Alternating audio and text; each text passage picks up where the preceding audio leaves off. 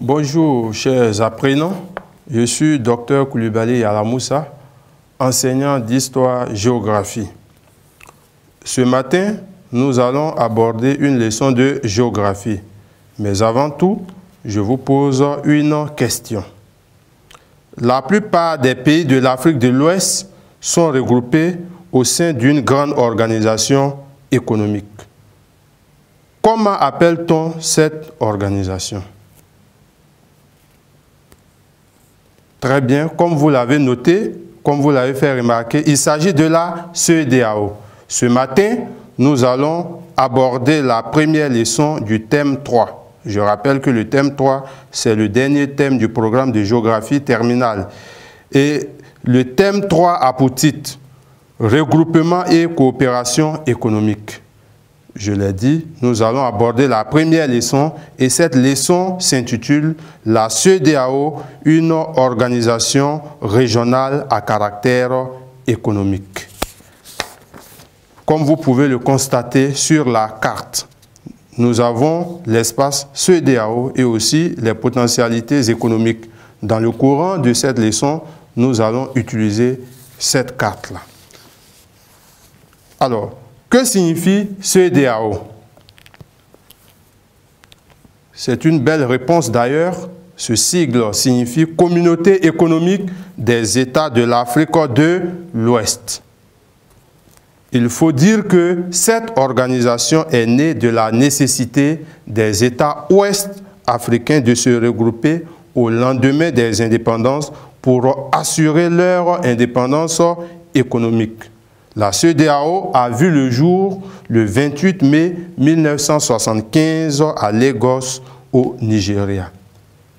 Dès lors, comment se présente cette organisation? Pour répondre à cette interrogation, nous allons égrener trois articulations.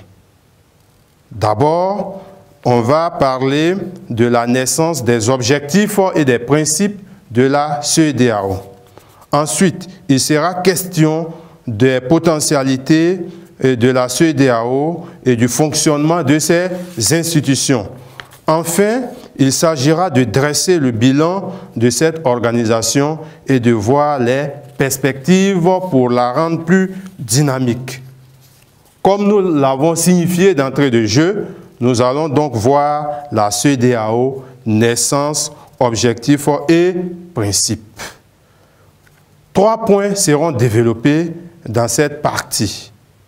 La naissance de la CEDEAO, d'abord. Ensuite, les objectifs de la CEDEAO et enfin les principes. Intéressons-nous donc à la naissance de la CEDEAO. Il faut savoir qu'au lendemain des indépendances africaines, on a affaire à des micronations, une sorte de balkanisation. Alors, c'est pourquoi les dirigeants d'alors vont décider de créer une organisation qui puisse être le socle de leur développement économique, puisque nous avons affaire à des économies plus fragiles et aussi on a affaire à des États sous-développés. Donc, comme on le dit souvent, toute famille divisée ne pourra jamais prospérer. Donc, ils décident de se mettre ensemble. Et l'idée de la création de cette organisation-là est apparue pratiquement vers la fin des années 60. Elle sera reprise en 1972 par les chefs d'État du Togo et du Nigeria. Il s'agit de Gnassingbé Eyadema et de Yakubu Gowon.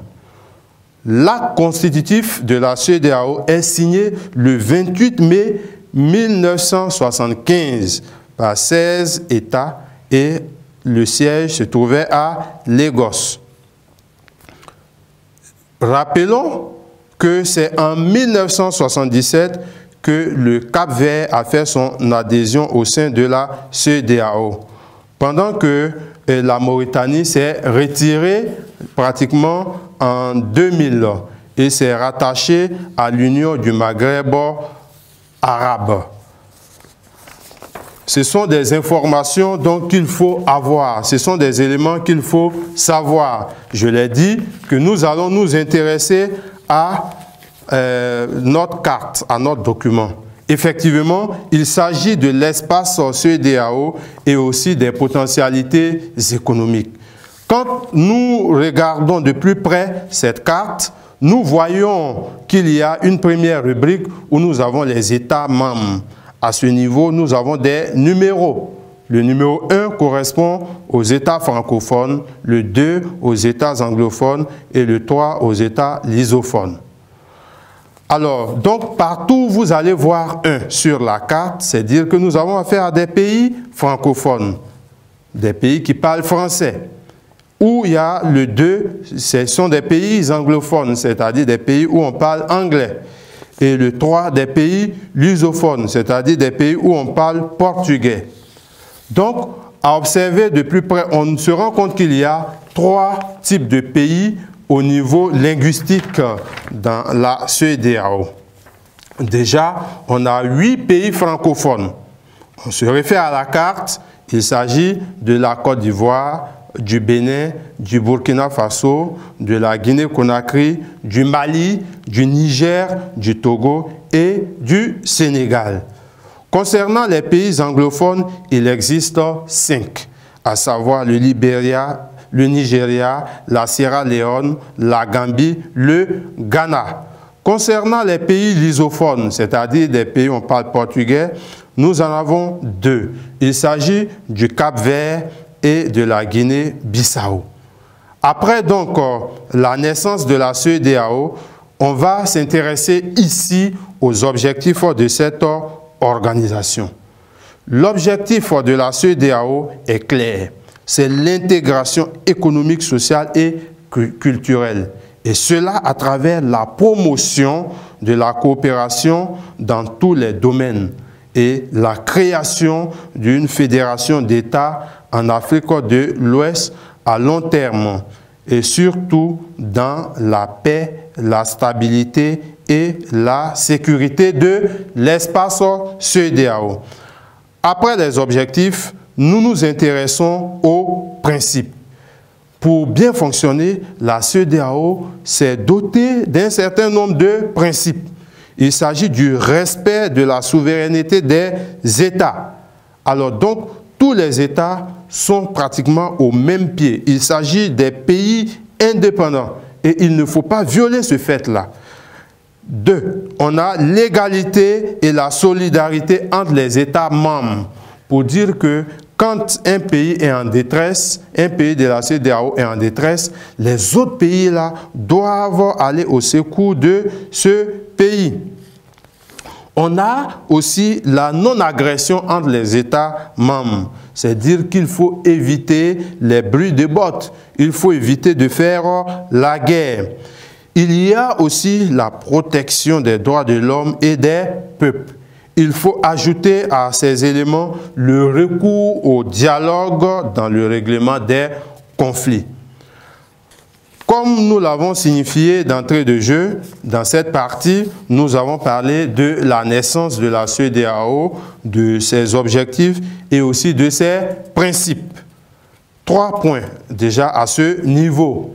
Maintenant, nous allons nous intéresser aux potentialités de la CEDEAO et au fonctionnement de ces institutions. Alors, en 1, les potentialités de la CEDEAO. Alors, il faut dire que la CEDEAO comporte plusieurs potentialités. On a des potentialités naturelles, des potentialités humaines et aussi des potentialités économiques. Concernant les potentialités naturelles et humaines, le territoire couvre une superficie de plus de 5 millions de kilomètres carrés.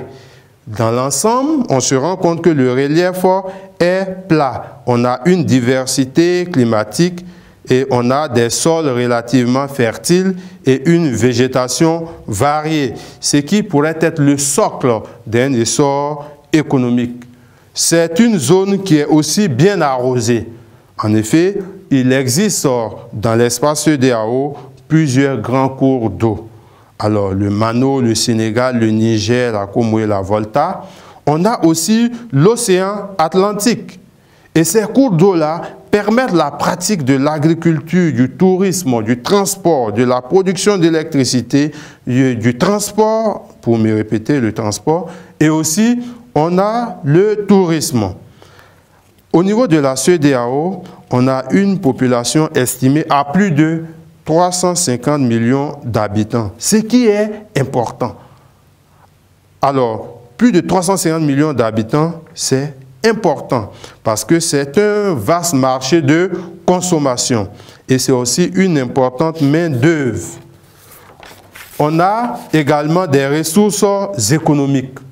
Au niveau de la CEDEAO, comme on le constate sur la carte, on a des ressources minières. B pour dire bauxite, U, uranium, F, fer, D, diamant, OR, or.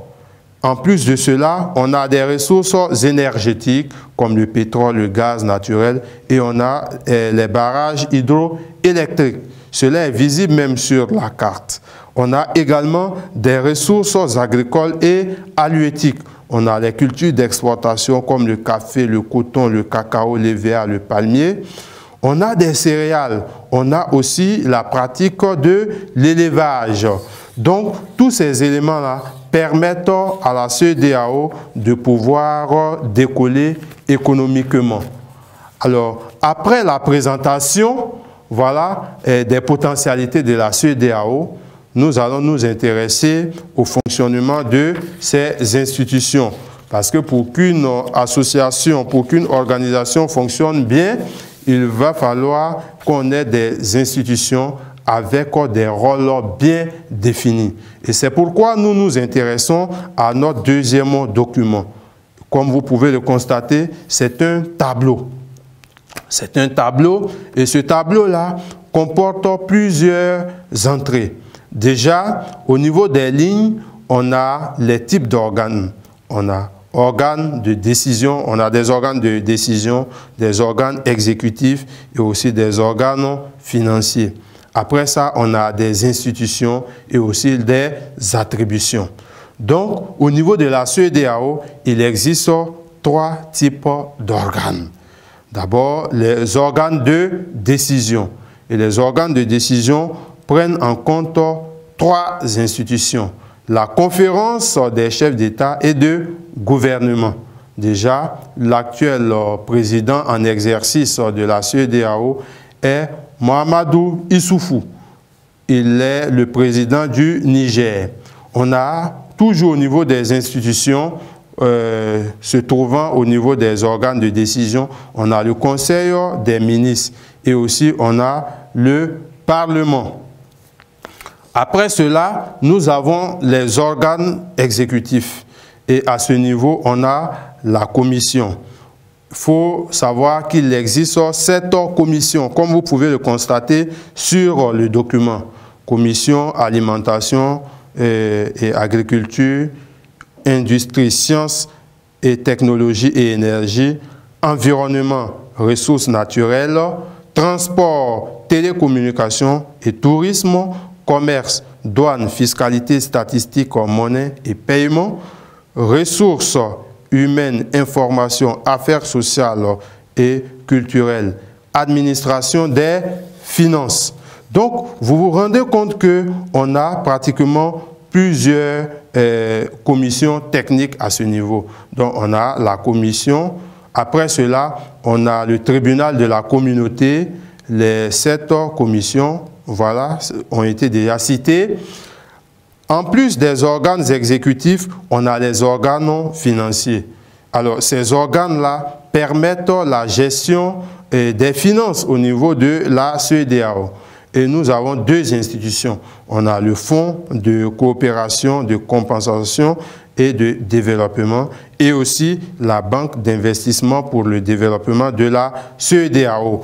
Donc, ces différentes institutions et aussi organes permettent le bon fonctionnement de la CEDEAO.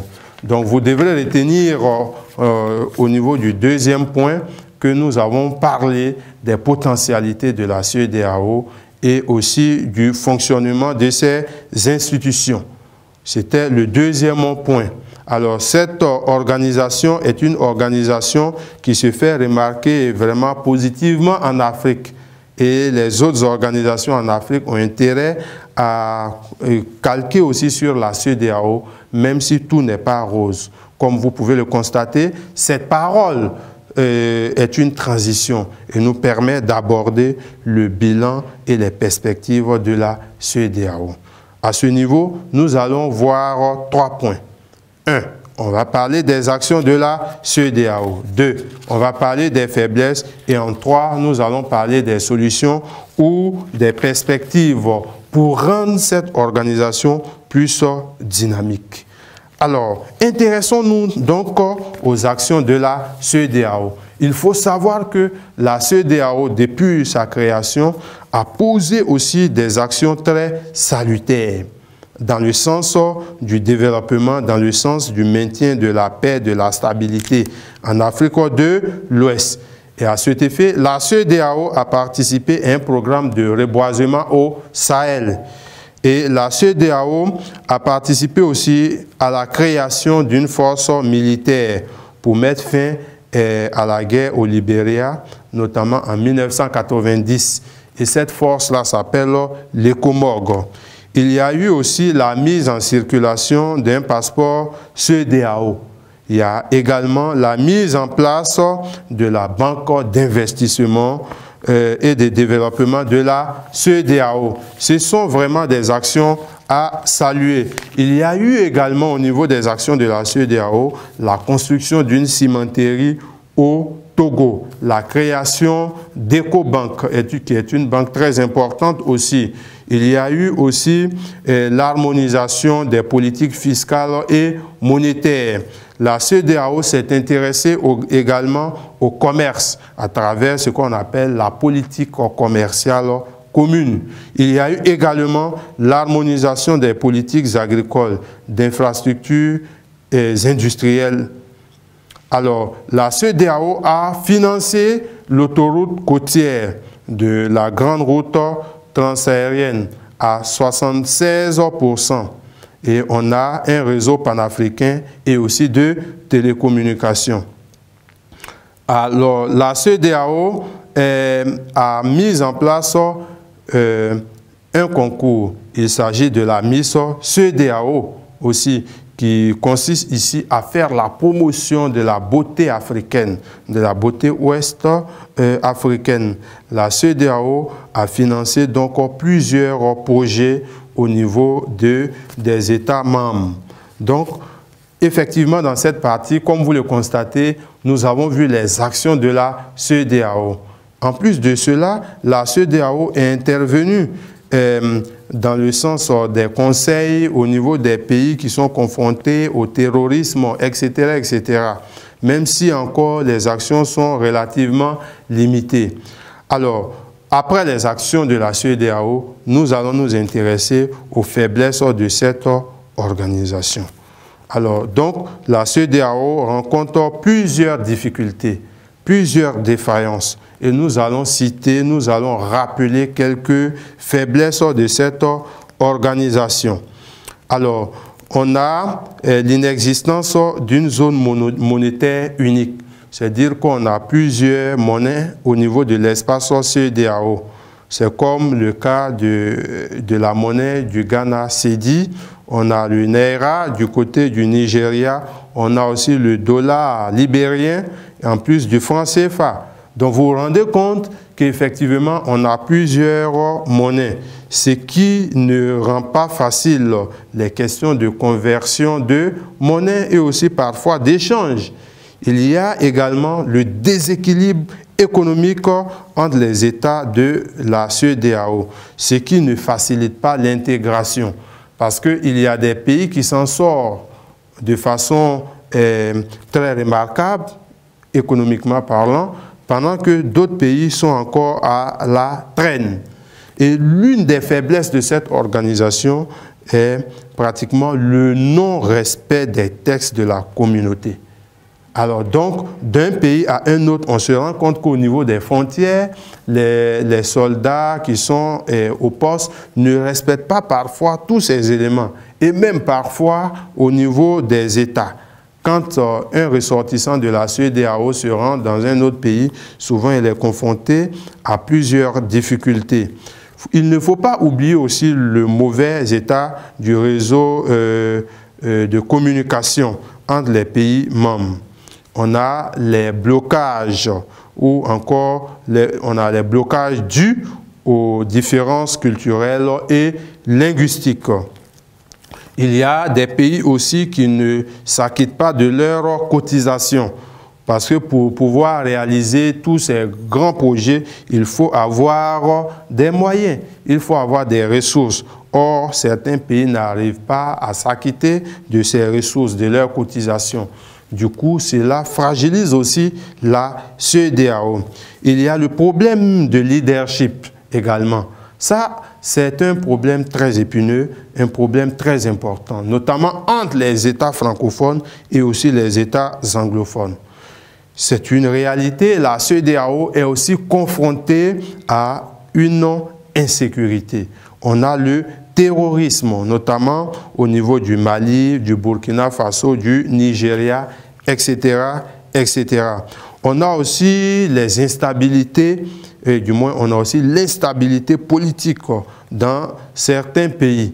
Alors, c'est pourquoi il faudrait que ce soit terminé au niveau des coups d'État. Il faudrait que déjà on se réfère aux tests. Donc, et qu'on s'intéresse à la bonne gouvernance. L'intérêt général doit donc passer avant l'intérêt particulier ou l'intérêt des personnes.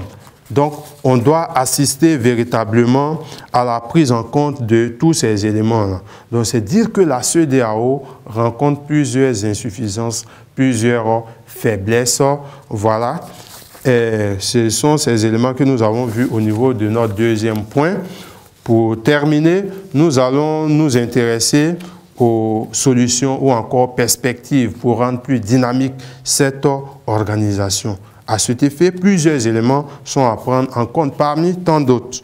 Alors, à cet effet, on doit assister à la mise en œuvre d'une monnaie unique de la CEDEAO afin de faciliter les échanges entre les communautés. Il faut supprimer les barrières pour faciliter la circulation des biens, des capitaux, des personnes, des marchandises à l'intérieur de l'espace CEDEAO. Alors, il faut prendre des mesures pour garantir la sécurité dans l'espace CEDEAO, doter l'organisation d'une armée forte et permanente pour que cette armée-là puisse intervenir là où besoin va se faire sentir.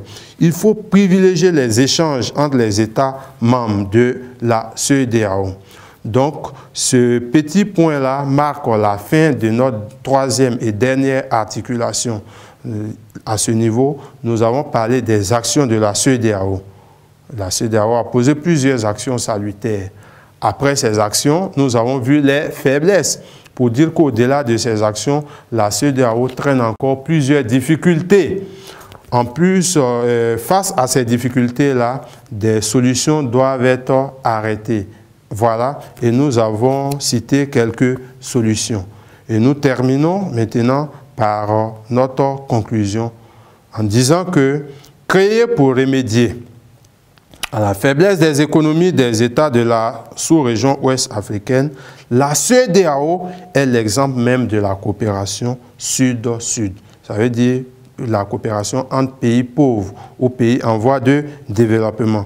Même si elle connaît d'énormes difficultés dans la réalisation de ses objectifs, ses nombreuses potentialités naturelles, humaines et économiques, ainsi que la volonté affichée font d'elle un espoir pour les populations de cette communauté.